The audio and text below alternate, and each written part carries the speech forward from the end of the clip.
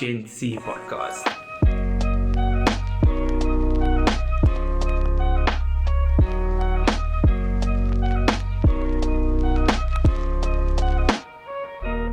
Welcome to the GenC podcast. I'm your host, JP Jackson, and today we have Ridhwaan Basa. Welcome, Ridhwaan. Hi, JP.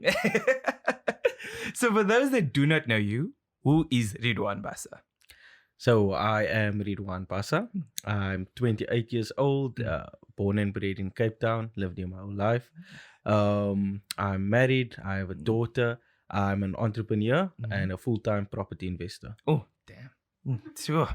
So just dollar bills. So when you were growing up, you went to the Settlers High School, and this is not the Settlers pod, but you were also very good at maths and science in high school. What was that experience like, having the almost like the pressures on you to go and do something great? So when I was younger, as we did, I didn't really think about it like that. And to be honest, and I think you can relate as well. A lot of the things came easy. It's not. You look about me. A lot of the things academically came easier. And I didn't think about the pressures at that time. Yeah. It's only now that I'm older and have a wife that educates me on this mental health thing that I think back and I look back and sometimes think it was a lot. We did a lot. Yeah, we did a lot. But when you're in the groove and you're like moving around, doing the sport, doing the studies, it's like, it's just normal at that stage. We don't think of it as a challenging experience. But like you said, the reflective happens and it's like, is this now what I want to do? And you're someone that has always had an entrepreneurial drive. You've always seen the bigger picture. Whereas in school, I felt it was like, I was always geared towards becoming a great employee, if that made sense, because it was almost like you're good at maths, you're good at science, and you're going to end up being good at something. But all the focus was on being an employee rather than a business owner or an entrepreneur. 100%. Where did that spirit come from? Was it taught or did you just pick it up along the way? That's a very good question. And when I find out, I'll let you know. No, so... believe it or not, when we had these entrepreneur days at school, in primary school and things like that, I was really bad at it. You couldn't sell this award. I couldn't. It was, and I never gave it a lot of effort, and it wasn't something that really interested me. I enjoyed making the money, but the actual entrepreneurial drive, but it wasn't something that I thought of. And going through high school was the same. I excelled in certain subjects, math, science, accounting as well. I really had a love for numbers and accounting. And in my mind, I was always going to go study as we did and to work my way up to a financial director, CEO position as an employee. That was my mindset. And it only actually changed once the business was started. Right? So the first one, right? The first business that we started. Tenacious Tutors. Correct. And how that business started is I've always had a passion for helping people, especially in terms of academics. When friends of mine were struggling or they just wanted to do better, I'd always help them, always speak with them, and that helped me in turn. It helps you retain knowledge when you help others on the same subject matter. And I started tutoring straight as we started university. Got some referrals from my previous high school, and it was going really well. And after my first year of university, that soul prop, if you will, it grew quite a bit. And again, the idea to start the business wasn't even mine. It was my wife. It was her idea. Subhania told me, look, I am at the level now where we have this many students. What if we made this an actual business? in my mind, I was focused more on the $1 million idea. That's what I Please thought. elaborate. So I always wanted to make more money. I had that drive, and I wanted to have this big idea that would make me a ton of money off the bat instead of working and building something. And she changed my mind and changed my outlook, helped me start our business, and that's where we started. That's where the mind shift happened from just being an employee to starting a business.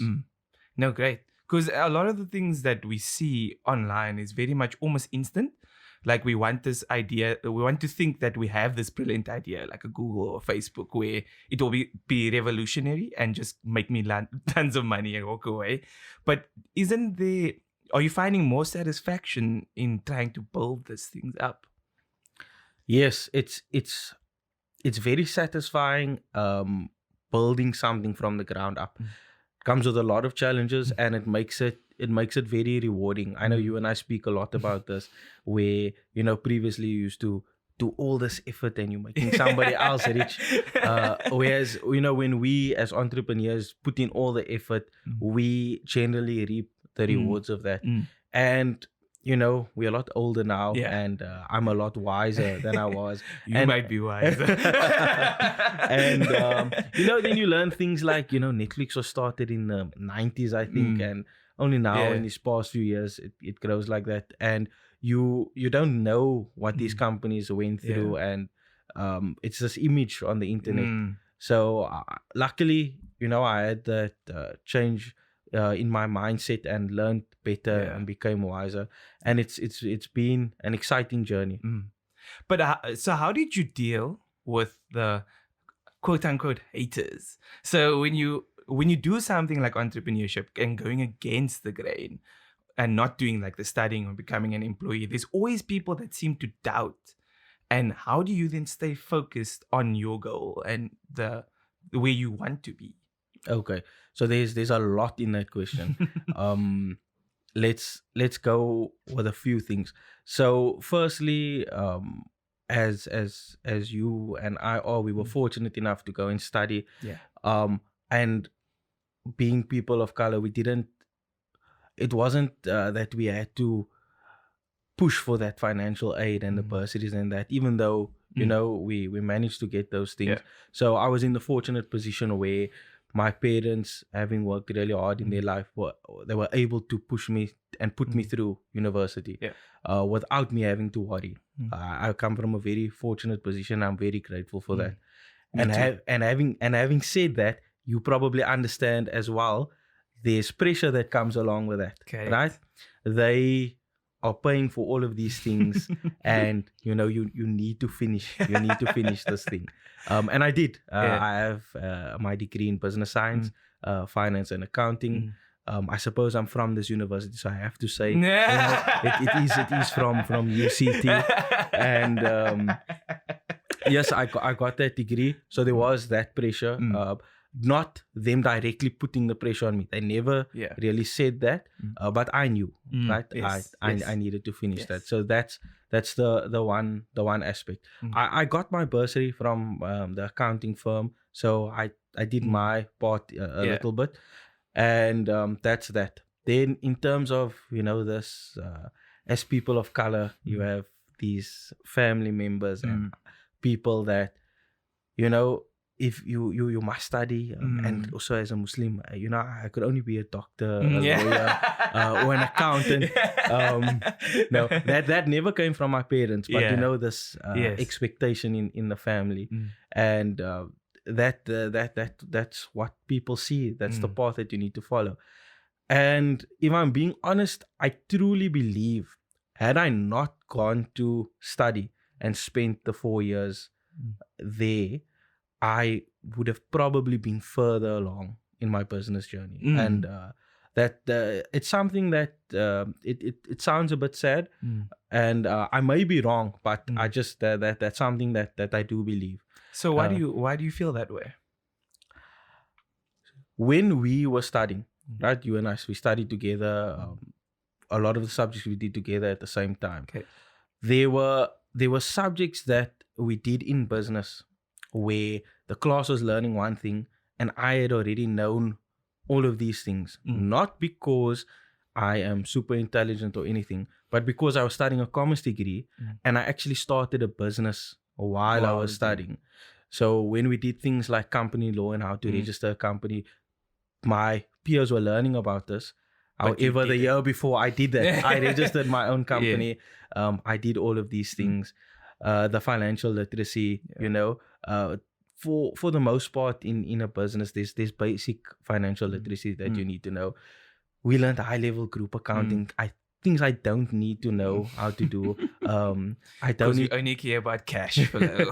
I don't need to know how to do deferred tax. Not that I learned how to do it that well in any case. But had I spent my time building the relationships and the networks better, I may have been further along. I suppose having gone to a prestigious university, I did make some connections that helped me now. And that is actually the main benefit that I see. The network that you are able to build, that was more beneficial than the actual knowledge that I gained. No, I definitely agree. And I experience it a lot in like the CA profession, because what you'll find is that there's a lot of people in different spaces. And because you say like we went to the same university, that's always like a instant connection, which is also what I feel like a lot of the southern suburb schools and the Paul boys and those type of established schools do very well. They always have a network of people that is always willing to assist, and that's great. And I also feel hopefully one day that as a GenC we could also create that network to help each other to just be better. Correct. So actually on that, so this network, it's a big thing in life, and I actually had the opportunity to be a bishop's boy. I mean, I could have gone to bishops and I might have turned out a very different person. I wouldn't have known you. So I would have probably made a lot of connections, but I definitely wouldn't change it. I'm happy with the path that I took and where it's taken me, even though it's been very difficult at times. It's been worth it. And you obviously met your wife. Yes, very important. Yes, which you wouldn't have done at Bishop's. So you also then started the tutoring business and then got into property. Was that just purely out of interest, or how did you end up doing that pivot towards property? So again, there's a few things that led to that. Firstly, I've always wanted to invest in property, and I've heard you speak about this on the podcast before in terms of creating generational wealth. And real estate is one of the best ways to do that.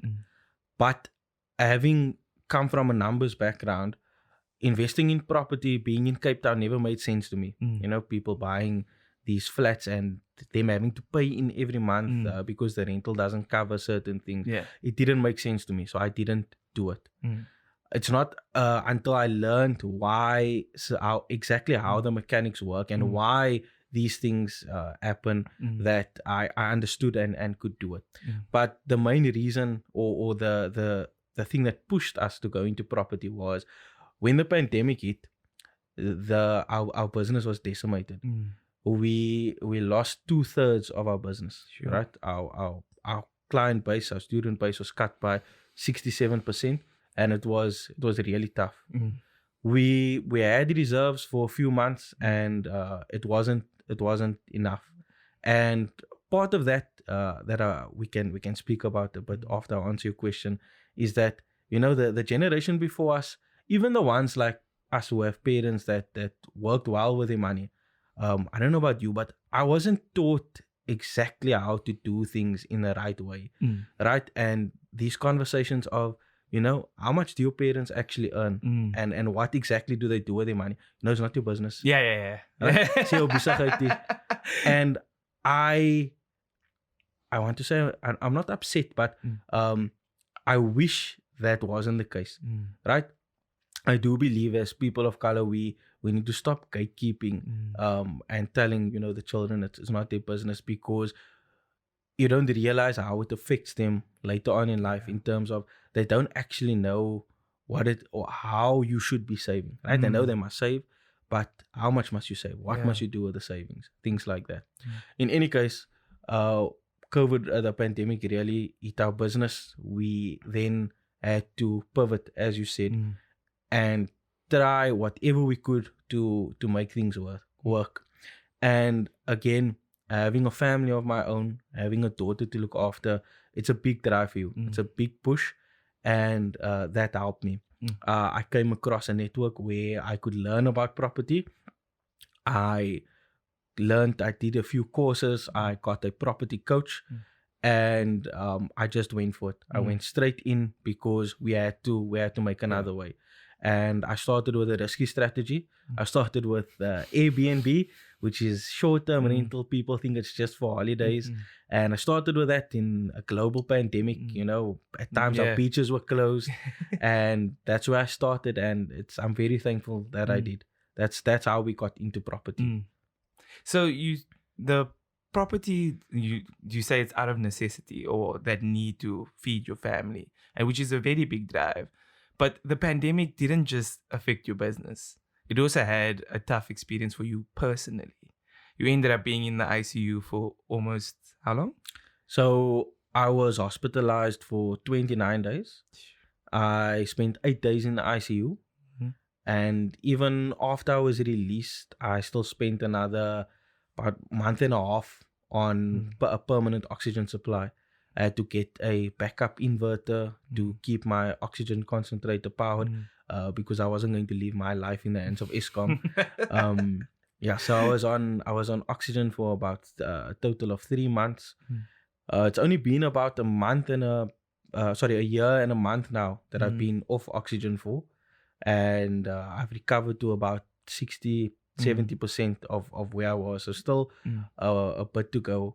And that's what happened. But, you know, everything happens for a reason. And having come so close to death, it changes your perspective on life and your outlook. And, you know, during that time, I also, with all of that going on, my businesses were still running, especially the property business. I've automated it for the most part. Most of the systems and technologies that I use that I've put into place help the business run without me. And that was very important. And I actually ended up winning an award because of that. So I won the 2021 SA Property Investors Network Innovative Investor of the Year award. And that was congratulations. Thank you very much. It was a big moment for me, having gone through all of that. It's something that shows the fruits of my labor. And where that hard work actually went into. Yes, exactly. Because a lot of the times when you do that type of thing and there is no recognition, so it was like, is the money the only thing that shows hard work? But I mean, there's so many things that you're passing down in your relationship with your wife, in your relationship with your friends, that you can see that this is another version of success, not just the ones that I was taught in high school. No, exactly. And something that I've realized now that I'm thinking about a lot now, as we speak about a lot, you know, this is the other way, not the corporate way, you know, starting a business, and there's cycles. You know, when we started the business, because we started it so young, it afforded us a lot of opportunities that we wouldn't have had had we gone the corporate way, because we would have first had to have finished, you know, that 4 years degree, do your honors, masters, whatever, go do your articles or your in-service training. And still start at the bottom somewhere exactly. else. Whereas because we managed to start a successful business, we were able to get married when we were 21 and actually sustain ourselves with that income. We managed to set goals that, you know, for many people, especially people of color, you would never think of. Again, we bought our first property at 21. We also made it a goal to travel overseas every year together, and we did that. You know, we went on multiple overseas trips because of the business that we had started. And, you know, the cycle turns. Then your friends and your peers, now they start getting higher paid jobs Yeah. and things like that. They start And- catching up. it's something to acknowledge. And another thing that I think we as people of color need to get right is that we need to be happy for everyone, right? So Agreed. when you have that friend that starts that car wash or that shop, and you busy studying and they making money and able to do things, it's important that you learn and you find it in yourself to be able to be happy for them. And the other way around as well. Yeah. When your friends now are at that stage, they've been studying for years, now they are doctors, lawyers, accountants, whatever, and they can now live the life that they want to live. It's important that you feel happy for them. Yes. Right? And the pandemic has taught us a lot as well. You know, being an entrepreneur in this time, it was very difficult. And it does make you think, you know, what if I What if I did that? What if I had to go work with JP rather? It would have been a lot. You'd get no work. No. done. You know, it would have been a lot easier knowing, right, Your salary comes in is this coming day, every yes. month, right? Whereas now, if we don't, if you don't build a business that affords you passive income, you know, you need to keep doing that. The way if you don't put in the effort, you don't get paid. Correct. And that's why it's also important, once you start the business, try to turn it into a passive income as much as you can. Yes. Passive income is the key to growing sustainably, Yes. and also creating that generational wealth. You know, we spoke about a few months ago, I don't know if you remember, I asked you about retirement. Yeah. And at what age do you want to retire and things like that. And as an entrepreneur, it's a very different question, right? And I think the important thing is try to build a life that you want to live, right? It makes what you're doing much more fulfilling. It gives you much more enjoyment, and it will afford you the time and opportunities that you want to have. Definitely. And you can actually build that now, and it actually be realistic, because in the past, like you said, it's almost like shut down this idea that you can have multiple streams of income and building this life that you want to live. Whereas when we were pre-pandemic, on the idea of working from home because you want to see your child, or creating this lifestyle that you want to be a part of, was almost like so far-fetched. I'll only do that when I'm 40 or like something like that. Whereas you can do it now. There are opportunities, but like you also mentioned, it requires effort. It requires you to put in some hard yards and doing some of the grind work. Yes. And I think what's key there is that you need to ask. Yeah. Right? So at the moment, you know, if I want to take a week and spend time with my family, thankfully I can do that. Right? But I had to get guidance on how to build these things. Yeah. And as colored people, we don't like to ask. Yeah. And even more so, the people that have the knowledge don't like to tell. Yeah. And I think that's a big problem. That's one of the reasons why after I learned these things, I actually coach people on property, for example. And I've taught them how to do the things that I've done, so that they can also get where they want to be. But I think it's very important that, right, if you don't know, for example, how to save, like we were speaking about, ask somebody. And if you can't ask your parents or anybody in your close circle, then find somebody who you can ask. If you don't know how to invest in property, ask somebody. Ask somebody who's done it. Ask somebody who has generational wealth. How did they do it? How can you do these things? How do you get remote jobs like you have, for example, where you can go and play PlayStation during the day and your boss thinks you're working.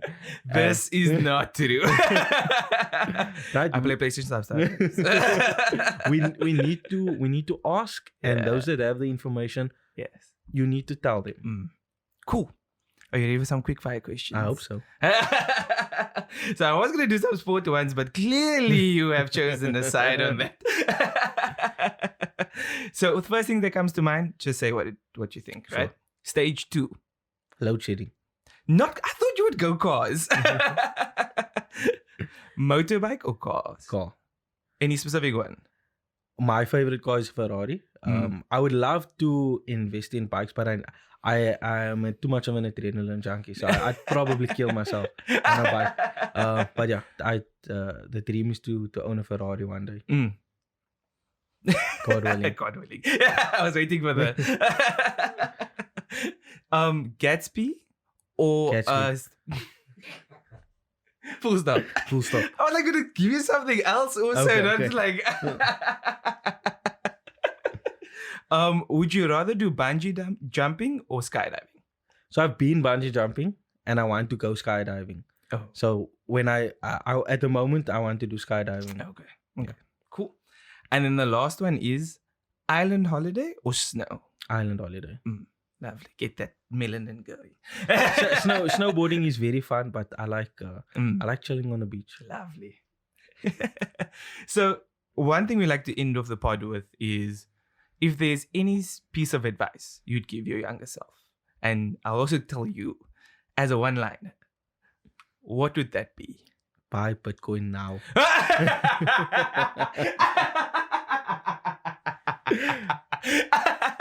Damn. Wow. If you put 20, damn. Can you imagine when we were younger? This wouldn't have been in existence because we wouldn't need to do anything else. We'd be traveling the world. Cool, great. I think that's great. I think that's unique. And thank you very much for coming through and sharing your story with us. I'm very grateful. The team is very grateful. And I think, again, we need to always give flowers when you're here, not when you're gone. So just thank you for being you, and thank you for showing us a different version of success. Thank you, JP. It's been a pleasure. If you like the content, like, share, subscribe, and we out. Peace.